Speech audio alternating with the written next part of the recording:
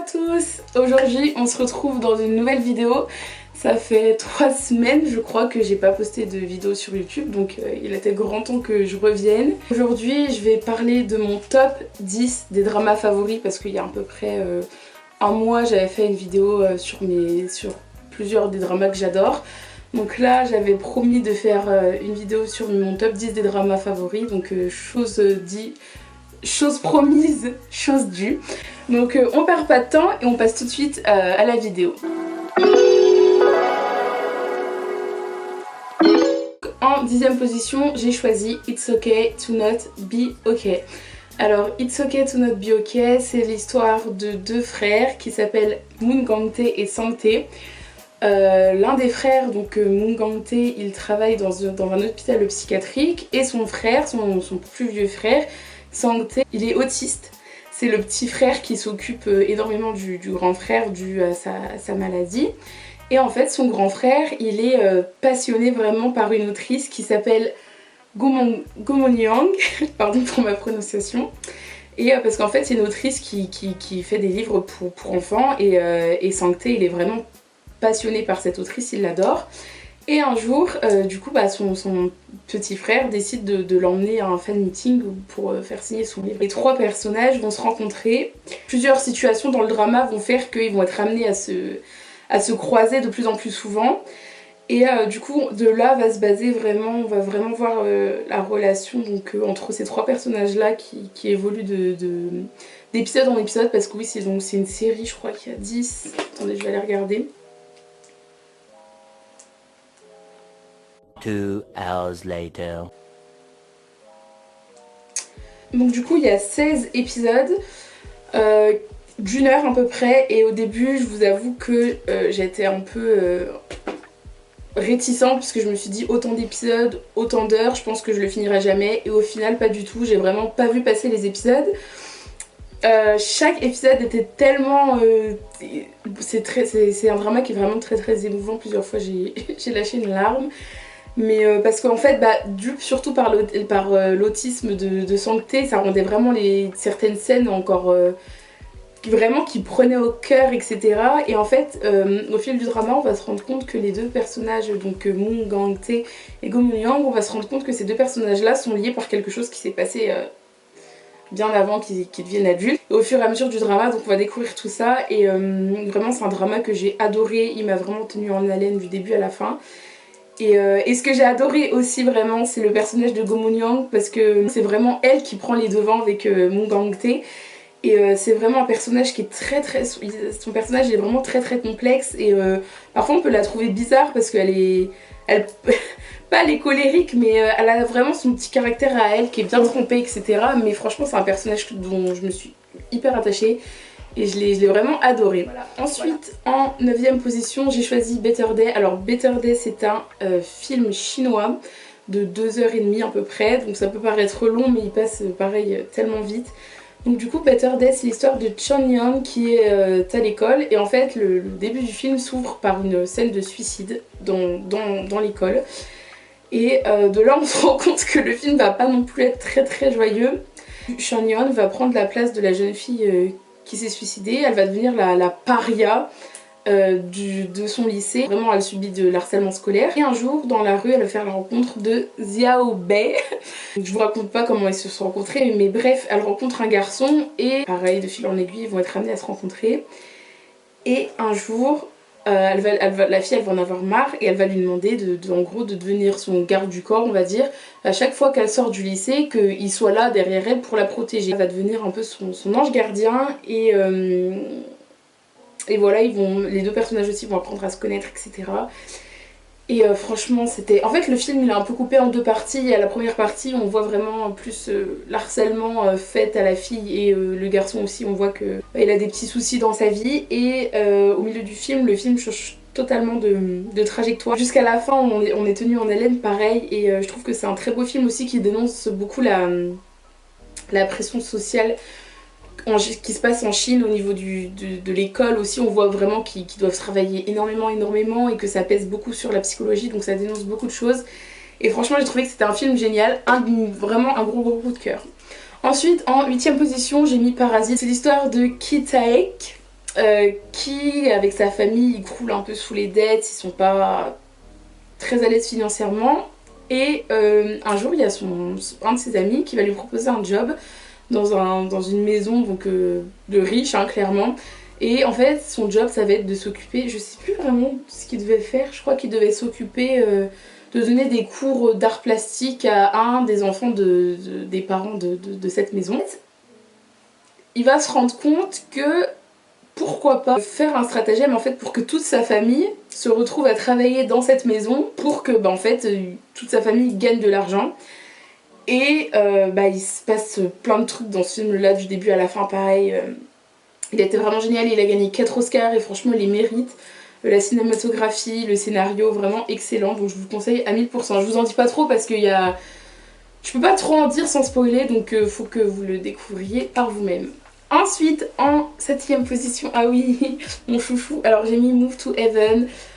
Move to Heaven aussi, excellent. Alors c'est l'histoire de Guru. Guru, il travaille avec son père. Quand il y a un décès dans une maison, enfin dans un appartement, eux, ils sont appelés pour ranger les affaires donc des défunts, etc. Et un jour, il va se passer quelque chose avec le père de Guru et du coup, il va se retrouver déboussolé, ce personnage-là. Et il y a son oncle de Guru qu'il ne connaissait pas du tout qui va prendre la responsabilité donc, de Guru. Et ils se connaissent pas du tout, donc d'un coup, il y a un étranger qui vient vivre chez lui. Et en fait, on va vraiment voir... deux opposés, donc, et aussi ce que j'ai oublié de dire, pardon, c'est que Guru aussi il a une forme d'autisme, donc il est vraiment dans sa bulle, mais c'est important de le mentionner. Et du coup voilà, il va devoir vivre du jour au lendemain avec son oncle, et son oncle qui est vraiment, il sort de prison, l'oncle vraiment l'opposé de Guru, il met du désordre dans la maison, etc. Et du coup ils vont devoir apprendre à cohabiter ensemble. Son oncle il va prendre la place de son père dans leur entreprise et il va devoir partir avec Guru pour nettoyer donc, les maisons des défunts, etc. Et en fait Guru il va... à chaque épisode, ce qui est trop bien, c'est qu'à chaque épisode il y a une nouvelle histoire, parce qu'à chaque fois il y a un nouveau décès, donc il y a une nouvelle histoire. Et en fait Guru, parfois il y a des affaires qui vont être... Enfin, il y a des défunts qui n'ont pas de famille et lui il va essayer vraiment de chercher de retrouver des familles ou de comprendre ce qui s'est passé.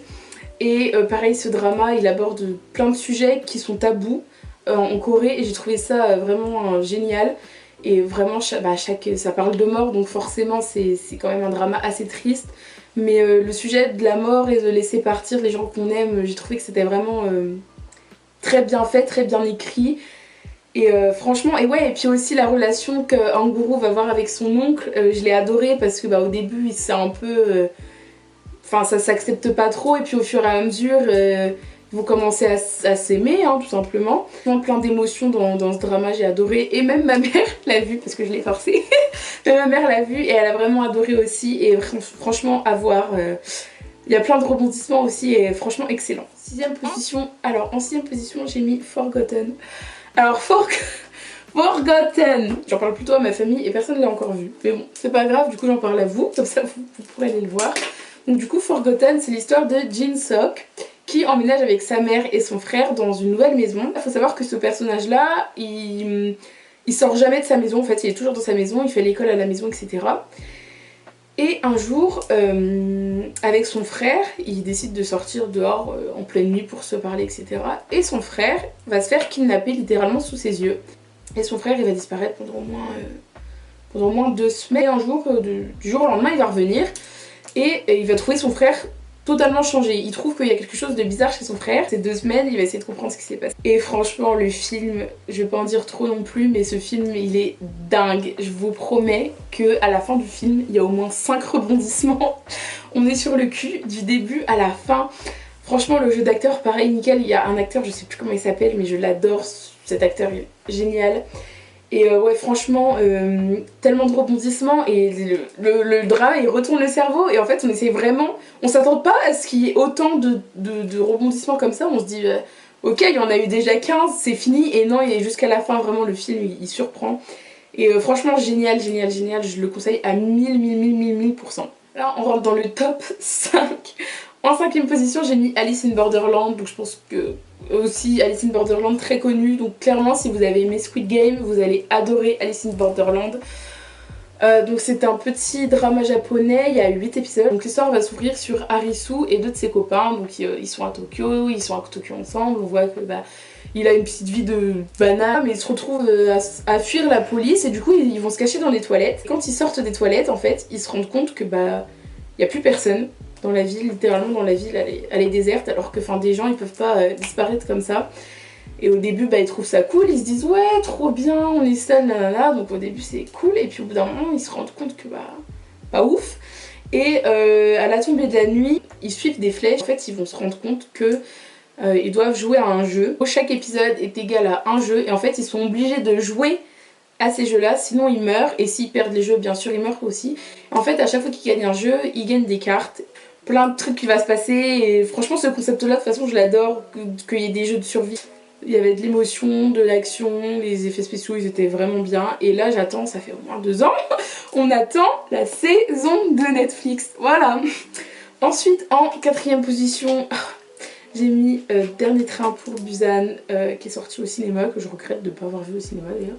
Dernier train pour Busan, c'est l'histoire de Seoku. Seoku il doit emmener sa fille à Busan, donc pour ça ils prennent un train. Sauf qu'en fait dans le train il y a une personne infectée, donc clairement c'est une histoire de zombies, hein. Il y a une personne infectée qui rentre dans ce train là et à partir de ce moment là c'est le bordel. Donc du coup bien sûr un zombie va en mordre un autre et un autre et un autre et un autre, et on va suivre un groupe de plusieurs personnes qui vont se battre. En fait c'est le film il se passe à huis clos dans le train et à aucun moment on s'ennuie, parce que vraiment, même pourtant c'est dans un train tout le temps, mais franchement c'est trop bien. J'ai pas plus de choses à dire sur ça, mais vraiment regardez-le, il y a tout ce qu'il faut, pareil de l'émotion à la fin, à la fin, au milieu, au début, à la fin, au milieu, j'ai pleuré tout le long. Mais non franchement trop bien, les scènes d'action, les zombies ils font flipper, mais les zombies ils sont trop bien faits, franchement les Coréens ils savent trop bien faire les zombies, comme dans All of Us Are Dead, là le drama qui est sorti il y a pas longtemps sur Netflix, les zombies sont trop bien faits. Donc voilà, donc Dernier train pour Busan, et aussi il y a le 2, ça s'appelait Peninsula, donc ça a vraiment rien à voir avec le tome 1, pardon.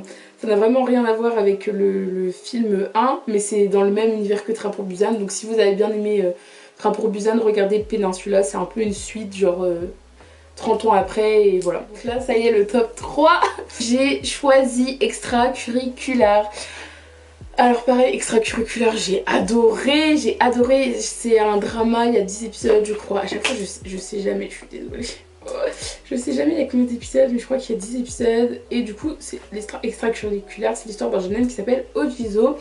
Donc il vit sa petite vie de lycéen tranquille, et en fait on se rend compte qu'il mène un peu une double vie en dehors de ses cours. Il a un espèce de business qui est pas commun, je vais pas vous le dire pour pas vous spoiler, mais de toute façon on l'apprend très vite. Bref, il gère un business qui est illégal.